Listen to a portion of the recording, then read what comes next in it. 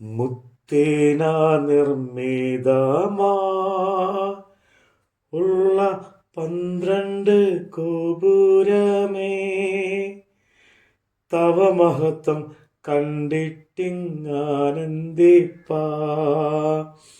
മമ കൺകൾ പാരം കൊതിച്ചിടുന്നേ. വാനവരിൽ സ്തുതിനാദം സദമുഴങ്ങും ശാലേമേ. വാനവരിൽ സ്തുതിനാദം സദമുഴങ്ങും ശാലേമിൽ. എന്നു ഞാൻ ചേർന്നിടുമോ പരസുതനെ, എന്നു ഞാൻ ചേർന്നിടുമോ പരസുതനെ, എന്നു ഞാൻ ചേർന്നിടുമോ പരസുതനെ, എന്നു ഞാൻ ചേർന്നിടുമോ. അപ്പോസ്തലനായ പൗലോസ് റോമർക്കെഴുതിയ ലേഖനം 14 അധ്യായം. സംശയ വിചാരങ്ങളെ വിധിക്കാതെ വിശ്വാസത്തിൽ ബലഹീനനായവനെ ചേർത്തുകൊള്ളുവിൻ. ഒരുവൻ എല്ലാം തിന്നാമെന്ന് വിശ്വസിക്കുന്നു, ബലഹീനനോ സസ്യാദികളെ തിന്നുന്നു. തിന്നുന്നവൻ തിന്നാത്തവനെ ധിക്കരിക്കരുത്, തിന്നാത്തവൻ തിന്നുന്നവനെ വിധിക്കരുത്. ദൈവം അവനെ കൈക്കൊണ്ടിരിക്കുന്നുവല്ലോ. മറ്റൊരുത്തൻ്റെ ദാസനെ വിധിപ്പാൻ നീ ആര്? അവൻ നിൽക്കുന്നതോ വീഴുന്നതോ സ്വന്ത യജമാനത്രേ. അവൻ നിൽക്കുന്താനും അവനെ നിൽക്കുമാറാക്കുവാൻ കർത്താവിന് കഴിയുമല്ലോ. ഒരുത്തൻ ഒരു ദിവസത്തേക്കാൾ മറ്റൊരു ദിവസത്തെ മാനിക്കുന്നു, വേറൊരുവൻ സകല ദിവസങ്ങളെയും മാനിക്കുന്നു. ഓരോരുത്തൻ താൻ്റെ മനസ്സിൽ ഉറച്ചിരിക്കട്ടെ.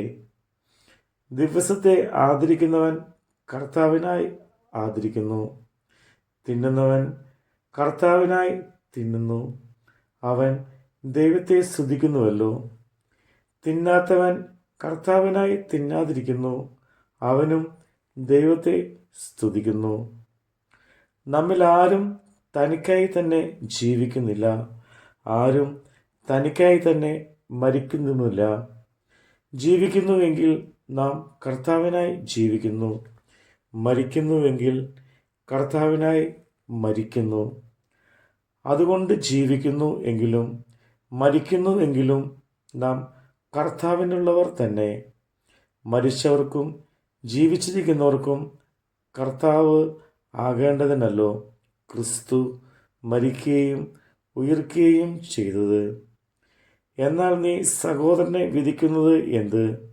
അല്ല, നീ സഹോദരനെ ധിക്കരിക്കുന്നത് എന്ത്? നാം എല്ലാവരും ദൈവത്തിൻ്റെ ന്യായാസനത്തിന് മുമ്പാകെ നിൽക്കേണ്ടി വരും. എന്നാണ് എൻ്റെ മുമ്പിൽ എല്ലാ മുഴങ്കാലും മടങ്ങും, എല്ലാ നാവും ദൈവത്തെ സ്തുതിക്കുമെന്ന് കർത്താവ് അരുളി ചെയ്യുന്നു എന്ന് എഴുതിയിരിക്കുന്നുവല്ലോ. ആകയാൽ നമ്മിൽ ഓരോരുത്തൻ ദൈവത്തോട് കണക്ക് ബോധിപ്പിക്കേണ്ടി വരും. അതുകൊണ്ട് നാം ഇനി അന്യോന്യം വിധിക്കരുത്.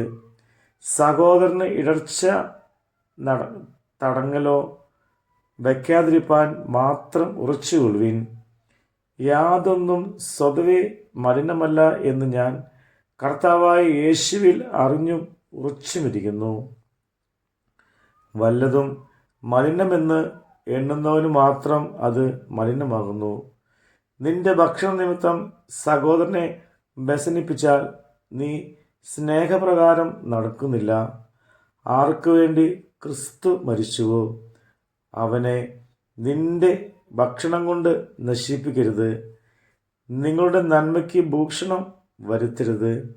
ദൈവരാജ്യം ഭക്ഷണവും പാനീയമല്ല, നീതിയും സമാധാനവും പരിശുദ്ധാത്മാവിൽ സന്തോഷവും അല്ലേ അത്രേ. അതിൽ ക്രിസ്തുവിനെ സ്നേഹിക്കുന്നവൻ ദൈവത്തെ പ്രസാദിപ്പിക്കുവെന്നും മനുഷ്യർക്ക് കൊള്ളാനാകുന്നവനും തന്നെ. ആകയാൽ നാം സമാധാനത്തിലും അന്യോന്യം ആത്മീക വർധനയ്ക്കും ഉള്ളതിനും ശ്രമിച്ചുകൊള്ളുക. ഭക്ഷണ നിമിത്തം ദൈവം നിർമ്മാണത്തെ അഴിക്കരുത്. എല്ലാം ശുദ്ധം തന്നെ. എങ്കിലും ഇടർച്ച വരുത്തുമാറ് തിന്നുന്ന മനുഷ്യന് അത് ദോഷമത്രേ. മാംസം തിന്നാതെയും വീഞ്ഞ് കുടിക്കാതെയും സഹോദരന് ഇടർച്ച വരുത്തുന്ന യാതൊന്നും ചെയ്യാതെയും ഇരിക്കുന്നത് നല്ലത്. നിനക്കുള്ള വിശ്വാസം ദൈവസന്നിധിയിൽ നിനക്കു തന്നെ ഇരിക്കട്ടെ. താൻ സ്വീകരിക്കുന്നതിൽ തന്നെ തന്നെത്താൻ വിധിക്കാത്തവൻ ഭാഗ്യവാൻ. എന്നാൽ സംശയിക്കുന്നവൻ തിന്നുന്നു എങ്കിൽ അത് വിശ്വാസത്തിൽ നിന്ന് ഉത്ഭവിക്കായകൊണ്ട് അവൻ കുറ്റക്കാരനായിരിക്കുന്നു. വിശ്വാസത്തിൽ നിന്ന് ഉത്ഭവിക്കാത്തതൊക്കെയും പാവമത്രേ. നമ്മുടെ കർത്താവിൻ്റെ വചനമാണ് നമ്മൾ കേട്ടത്. കഷ്ടതയില്ല നാടേ, ദൈവ ഭക്തരിൽ വിശ്രമമേ. പുകൾ പെരുകും പുത്തനെറുശലേമേ, തിരുമാർവിൽ എന്നോ ഞാൻ ചാരിയിടുമോ. വാനവരിൽ സ്തുതിനാദം സദമുഴങ്ങും ശാലേമിൽ. വാനവരിൽ സ്തുതിനാദം സദമുഴങ്ങും ശാലേമിൽ എന്നോ ഞാൻ ചേർന്നിടുമോ. പരസുതനെ എന്നോ ഞാൻ ചേർന്നിടുമോ. പരസുതനെ എന്നോ ഞാൻ ചേർന്നിടുമോ. പരസുതനെ എന്നോ ഞാൻ ചേർന്നിടുമോ.